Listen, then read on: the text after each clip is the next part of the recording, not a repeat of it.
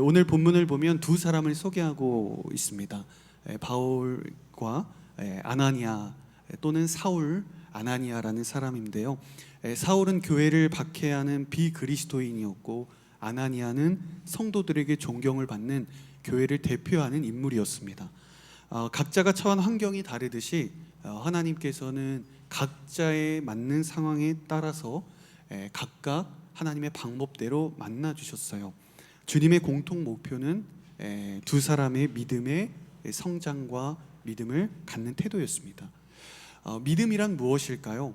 일반적으로 우리가 하나님을 신뢰하고 하나님을 붙잡는 일을 말합니다. 마치 어린아이가 낯선 길을 걸어갈 때 부모의 손을 이렇게 붙잡는 것과 같고, 또 높은 산을 오를 때, 가파른 산을 오를 때 어떤 하나의 끈을 붙드는 줄과 같습니다.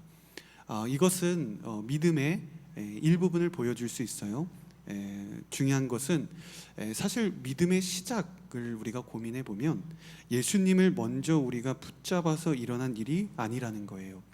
예수님께서 먼저 우리들의 마음을 붙드셨기 때문에 우리들의 믿음이 시작할 수 있게 된 겁니다. 완고하고 굳건한 우리들의 마음과 영혼의 장벽을 하나님께서 서서히 무너지게 하셨고 우리들에게 믿음을 주셨습니다.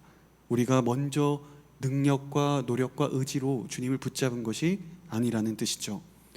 그래서 믿음이란 무엇인가? 우리를 향한 하나님의 설득이라고 말할 수 있어요. 신앙생활 한다는 것은 마치 콘크리트 벽보다 더 두꺼운 우리들의 마음이 끊임없이 주님 앞에 설득당하는 삶입니다. 그래서 오늘은 여러분들과 함께 이런 하나님의 설득을 통해 어떻게 하나님은 믿음을 주시는가, 우리가 그 은혜를 보기를 원합니다. 첫 번째로 하나님의 설득은 사울을 향해 있었어요. 우리 1절과 2절 다시 한번 읽어보겠습니다. 시작. 한편 사울은 여전히 주의 제자들을 위협하며 그들을 죽일 기세로 대제사장에게 나아가 다메섹의 여러 회당들에 써보낼 공문을 요청했습니다. 거기서 그 도를 따르는 사람을 만나기만 하면 남자와 여자를 가리지 않고 잡아다가 예루살렘으로 끌고 오기 위해서였습니다. 하나님의 설득 첫 번째 사울을 향하는데 사울이 어떠한 상태 가운데 하나님이 설득을 시작하시는가?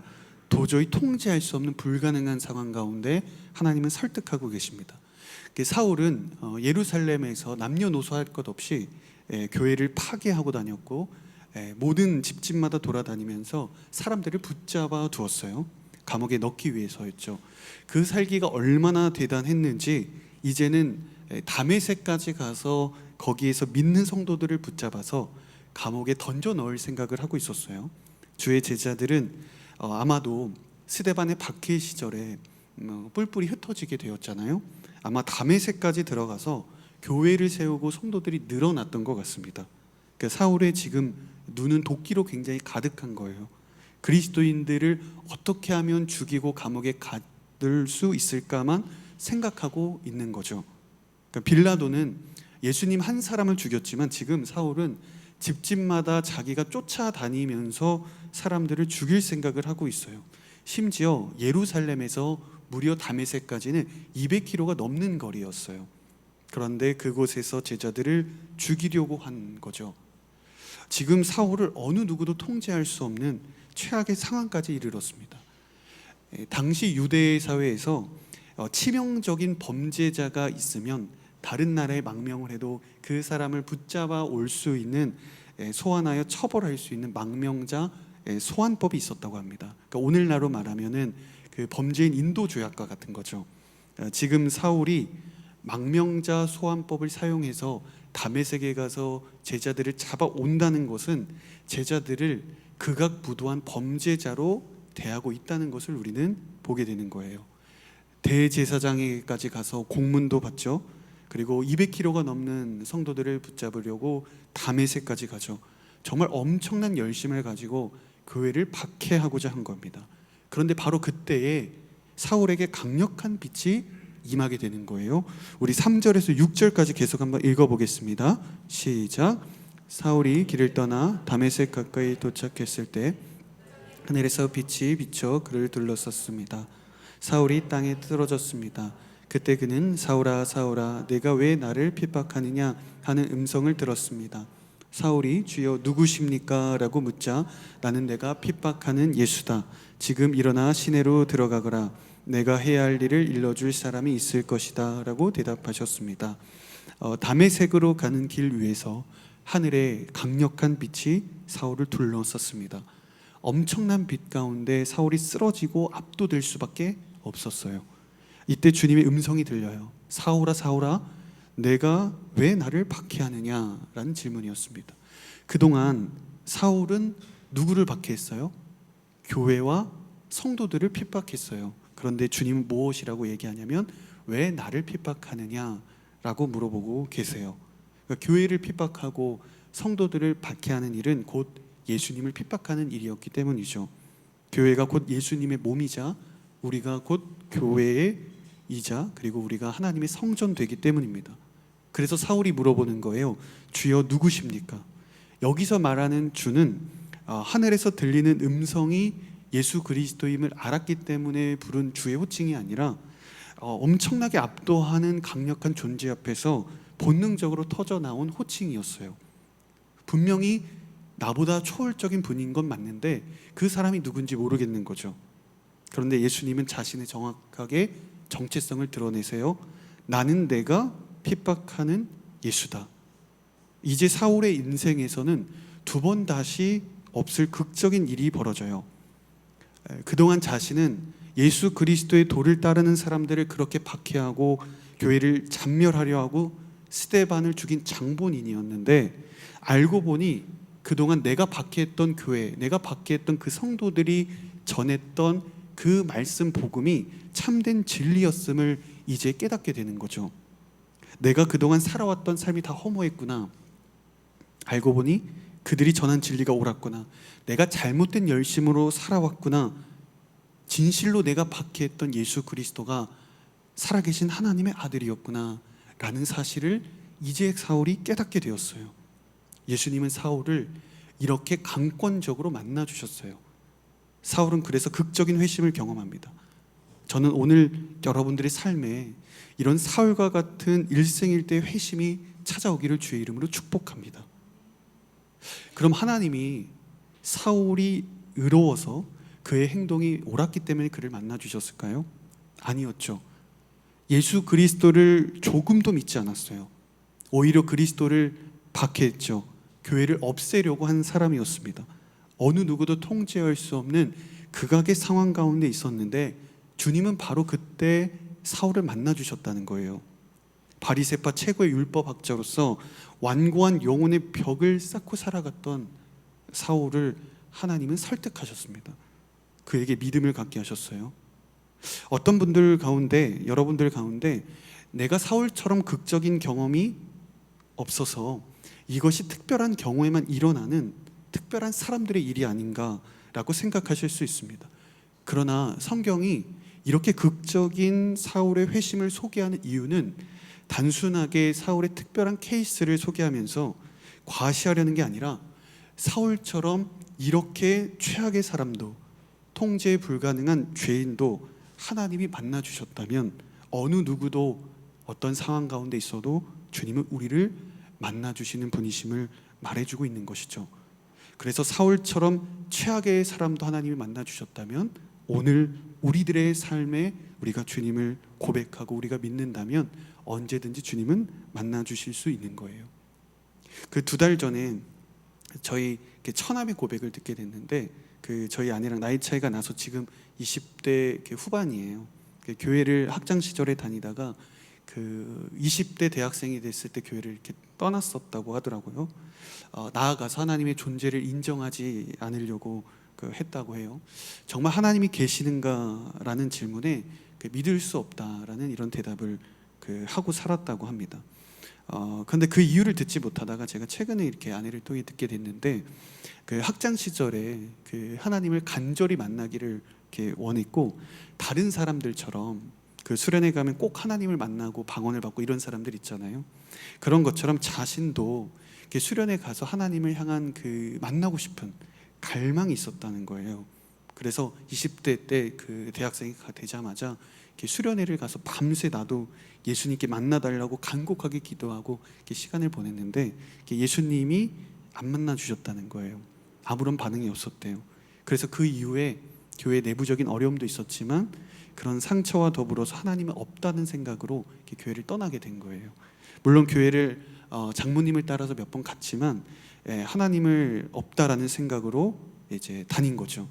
그런데 이제 그 식당에서 그런 요리사로서 일을 하는데 그 2달 전에 그 요리를 하는데 이제 설거지를 하고 있었는데 그 설거지를 하는데 예수님을 만났다는 거예요.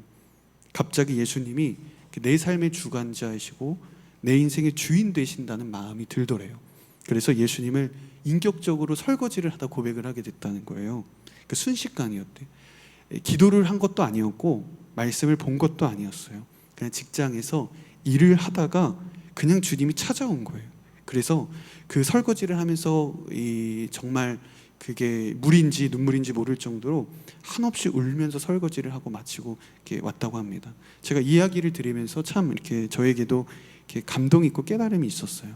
여러분들이 예수님을 간절히 찾아도 지금 당장 못 만날 수 있어요. 여러분들이 원하지 않아도 반대로 갑자기 나를 찾아오실 수도 있어요. 모두가 다 사울처럼 극심한 이런 극적인 회심을 하는 것도 아니에요. 하지만 분명한 것은 하나님은 가장 좋은 때에 나를 만나 주신다는 것입니다. 주님을 간절히 찾으면 반드시 주님은 그 간구를 기억하세요. 저희 장모님이 10년이 넘는 기도가 응답이 된 거예요. 너무나 좋아하셨는데 각자의 주어진 자리마다 하나님은 다양한 방법으로 우리를 만나 주십니다. 여러분들이 간절히 주님을 갈망하고 찾기를 바랍니다. 주님께서 여러분들을 만나 주시고 여러분들을 통해 놀라운 역사를 이루어 가실 것을 믿습니다. 2번째, 하나님은 사울을 설득하시는데 불가항력적 은혜로 하나님은 강권적으로 설득하셨어요. 우리 7절에서 9절까지 한번 읽어볼게요. 시작. 사울과 함께 가던 사람들은 소리만 들리고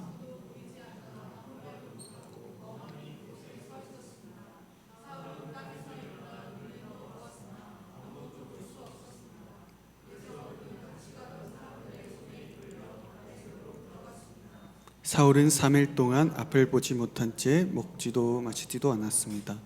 하늘에서 내려온 강한 빛이 임했는데 함께 가던 사람들은 그 빛을 보지 못했고 예수 그리스도를 만나지 못했어요. 딱 한 사람에게만 그 빛이 향했습니다. 지금 그래서 사울은 그 빛을 만나고 눈을 떴지만 아무것도 볼 수 없었어요.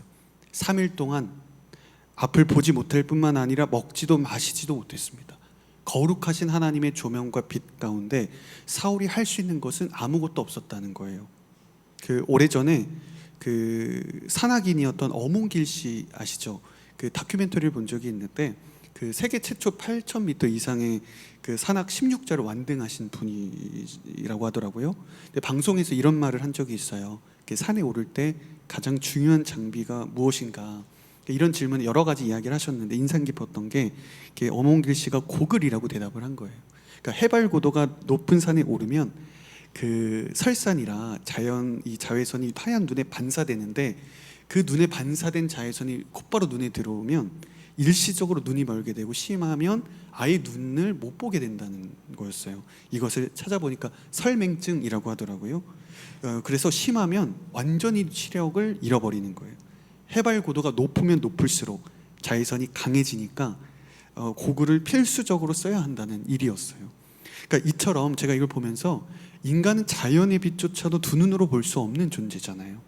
엄청난 양의 반사된 빛으로 시력을 잃을 수밖에 없어요. 그런데 자연의 빛을 만드시고 온 우주의 창조주 되신 하나님의 빛이 우리들에게 임한다면 우리는 아무것도 볼 수 없는 맹인이 되는 거예요.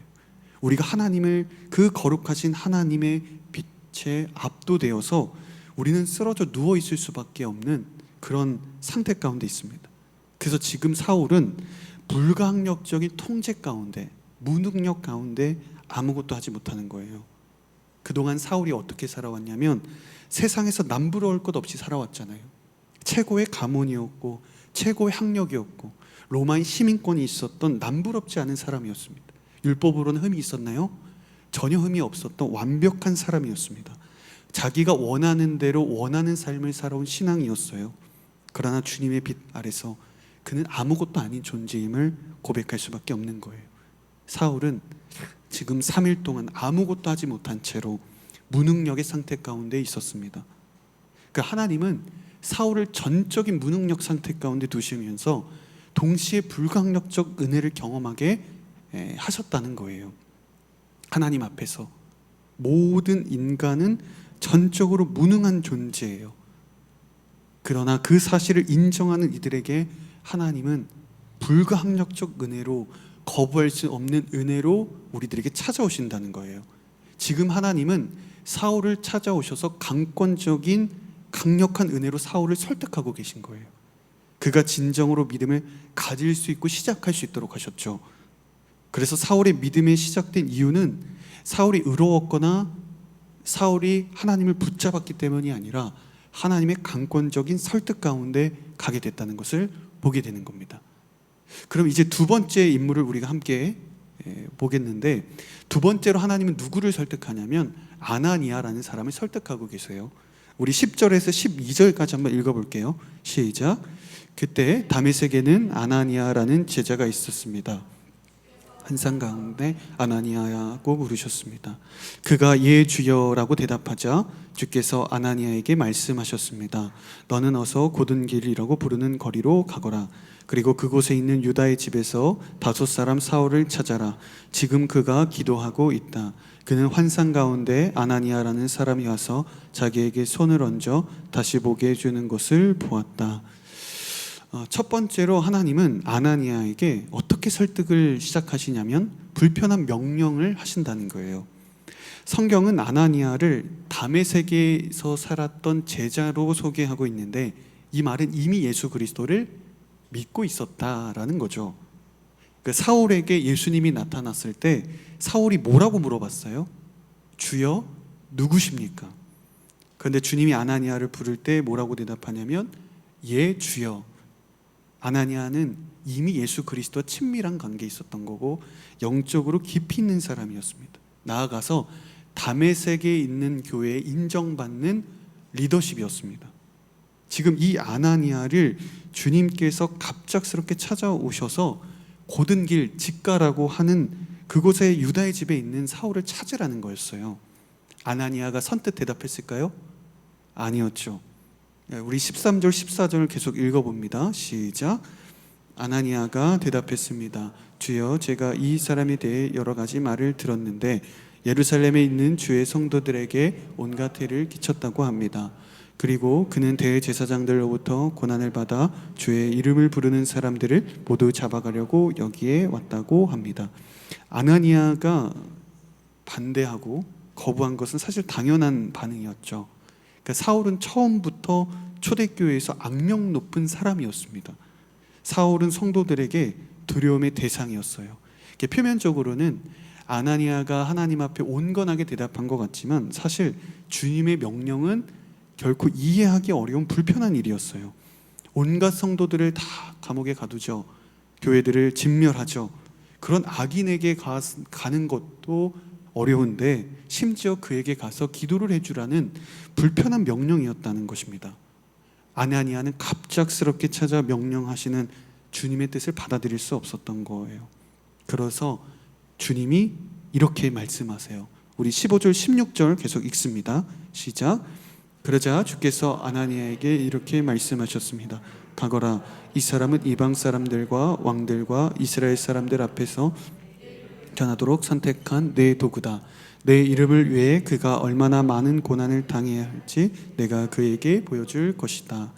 예수님의 대답은 분명하고 명확했어요. 고하라는 거예요. 가거라, 가라는 거예요. 주님은 그래서 때로 우리들에게 불편한 명령을 주실 때가 있어요. 가고 싶지 않은 자리로 보내실 때가 있고, 만나고 싶지 않은 사람을 만나게 하실 때도 있고, 시키시는 일들이 내가 원하지 않은 일들도 있습니다. 그렇지만 우리가 꼭 기억해야 될 것은 하나님의 명령은 늘 선하고 완전하다는 거예요.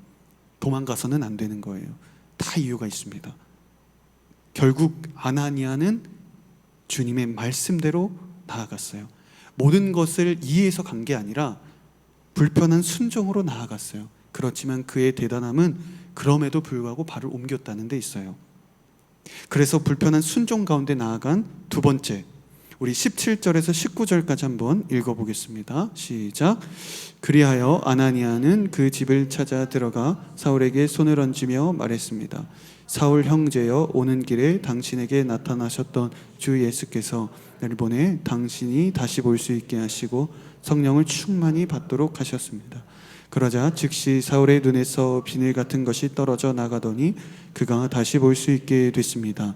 그리고 그는 일어나 세례를 받은 후 음식을 먹고 기운을 되찾았습니다. 사울은 다메섹에 있는 제자들과 며칠을 함께 지냈습니다. 아나니아는 불편한 순종을 가지고 간 거예요. 그러니까 비록 아나니아가 온전한 순종으로 가지는 않았지만, 그러나 아나니아 행동을 보면 주님의 명령을 진실되게 행하고자 했어요. 아나니아는 13절에서 저희가 읽었을 때 사울을 어떻게 표현했어요? 이 사람이라고 표현해요. 그러니까 사울이라는 이름조차 입에 담고 싶지 않은 거예요. 그런데 17절에서 뭐라고 이야기하냐면 사울 형제여 라고 표현해요. 그러니까 사울을 형제로 받아들이고자 한 거예요. 그러니까 나아가서 12절에서 예수님은 그에게 손을 얹어 다시 보게 해주라는 말만 하셨는데, 17절을 다시 한번 보면 성령을 충만히 받도록 하셨다라는 말을 덧붙임으로 기도를 해주고 있다는 거예요. 비록 아나니아는 완전한 이해를 가지고 떠나진 않았고 불편한 순종으로 그가 도착했지만, 그러나 그 자리에서만큼은 하나님의 말씀대로 진실한 순종을 행했다는 것에 의미가 있는 것입니다. 그러자 어떤 은혜가 있었어요? 사울의 눈에서 비늘 같은 것이 떨어져 나가고 사울이 다시 보게 되었다, 성경은 소개하고 있습니다. 그럼 이 말은 무슨 뜻이에요? 사울이 지금까지 어떻게 살아왔어요? 비늘을 쓰고 살아왔다는 거예요.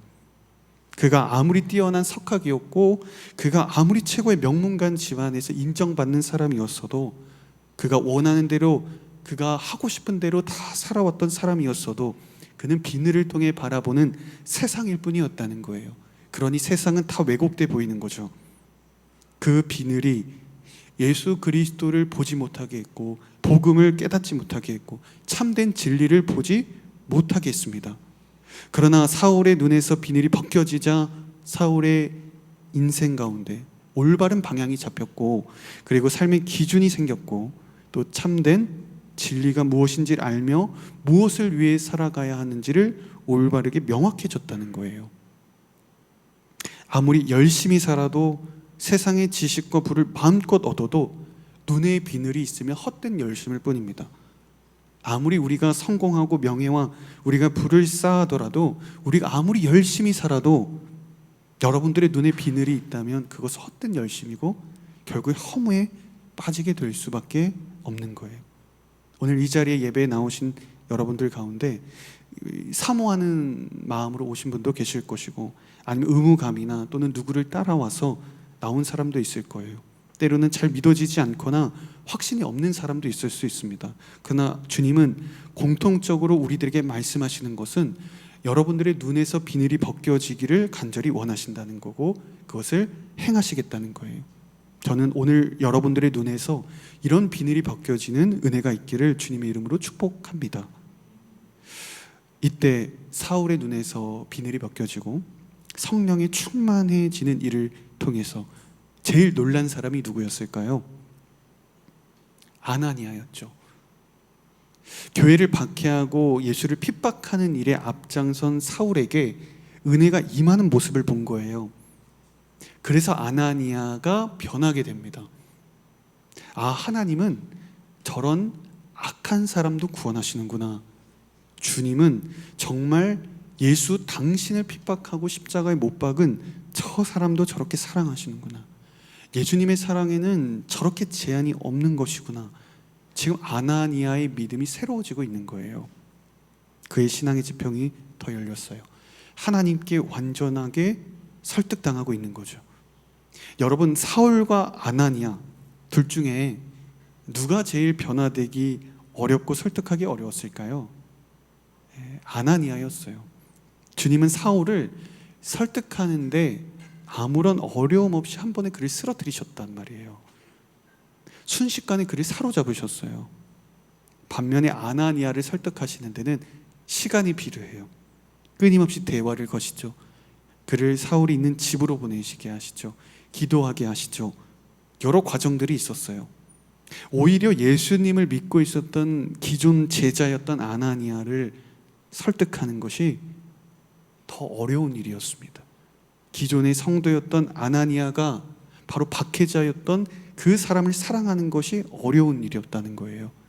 여러분, 예수님을 안 믿는 사람이 새롭게 믿고 성장하는 것이 어려울까요? 기존 신자들이 자신의 신앙을 깨고 변화하는 것이 어려울까요? 다시 질문하면, 새 가족이 성장하는 것이 어려울까요? 교회 조직이 변화되는 것이 힘들까요? 새로운 사람들은 성장하는 게 눈에 보이잖아요. 바뀌잖아요. 하루가 다르게. 한 개인이 변화되는 것보다 조직이 변화되는 것이 더 어렵잖아요. 새 신자가 와서 성장하는 것보다 기존 성도들이 변화되는 것이 더 어려운 일이에요. 그래서 주님은 지금 사울을 쉽게 넘어뜨렸어요. 그를 한순간에 사로잡으셨어요. 그런데 아나니아 같은 기존 신자들은 서서히 섬세하고 세심하게 조심스럽게 변화시키고 계신 거예요. 그러니까 하나님은 믿지 않는 사울을 회심시키고 믿지 않는 사람들을 주님께로 돌아오게 하는, 믿음을 갖게 하는 목적도 있지만 이렇게 믿는 이들을 변화시키는 목적도 있는 거죠. 그러니까 사실은 지금 주님께서는 아나니아 같은 기존 성도들을 변화시키는 훨씬 더 어려운 작업을 동시에 진행하고 계신 거예요. 여러분 가운데 나는 사울처럼 하나님을 뜨겁게 만난 경험이 없다, 나는 극적인 회심과 성령의 놀라운 역사를 체험한 적이 없습니다, 나는 하나님을 만났는지 예수님을 만났는지 잘 모르겠습니다, 이렇게 사울과 같은 극적인 경험이 없어서, 만남이 없어서 하나님이 정말 살아계시는가, 하나님이 정말 나를 사랑하시는가, 이런 오해를 할 수 있어요. 근데 여러분 꼭 기억하실 것이 있어요. 하나님은 여러분을 만나주기를 원하지 않거나 여러분을 사랑하지 않으시는 것이 아니라 아나니아처럼 더 섬세하고 세심하게 여러분의 각자의 상황에 맞춰서 만나주시고 조금씩 변화시키고 계시다는 사실이에요. 여러분들이 볼 때는 교회가 변화되지 않는 것 같은 모습을 보일 때가 있을지 모르지만, 그러나 하나님은 더 정교하고 세심하게 더 어려운 작업을 지금도 하고 계신 겁니다. 사랑에는 캠프파이어 같은 순식간에 뜨거워진 온도도 있지만 점점 물처럼, 끓는 물처럼 서서히 데펴지는 온도도 있는 거죠. 말씀을 정리하겠습니다. 믿음은 단지 주님을 붙잡는 우리의 노력과 의지로 이루어지는 것이 아니라 우리의 완고한 마음을 끊임없이 설득하시고 믿음을 갖게 하시는 하나님으로부터 시작하는 거예요. 우리의 완고한 그 누구보다, 만리장성보다 천리장성보다 높은 우리들의 굳건한 마음을 끊임없이 하나님은 우리를 향해 설득하고 계시고 우리를 인도하고 계시고 변화시키고 계십니다. 사울처럼 하나님은 강권적으로, 하나님은 한 번의 믿음을 갖게 하시는 놀라운 기적과 같은 은혜 현장 가운데 있게 하실 때도 있고요, 그렇게 믿음을 갖게 하실 때도 있고요, 아나니아처럼 내가 믿었지만 그러나 완전한 믿음이 아닌 연약한, 때로는 넘어지고 때로는 내가 제대로 믿고 있는 건지, 내가 하나님을 만났는지 하나님은 나를 사랑하시는지를 모르는 그런 믿는 신자들한테도 주님은 점진적으로 설득을 통해 믿음을 주실 때도 있는 것입니다. 중요한 것은 하나님은 오늘도 우리의 믿음이 새로워지기를 원하시고 각자의 상황 가운데서, 처한 상황 가운데서 하나님 끊임없이 설득하고 계시고 여러분들이 믿음을 갖고 있도록, 믿음을 갖도록 역사하고 계시다는 것입니다. 그래서 저는 오늘 여러분들의 믿음이 새로워지기를 원하고 주님 안에 온전히 설득당하기를 원합니다. 여러분들의 남아있는 정말 그 완고한 여러분들의 마음이 온전하게 설득당하여 하나님께 온전하게 순복하는 그런 삶을 살아가는 저와 여러분들이 되기를 주님의 이름으로 축복합니다.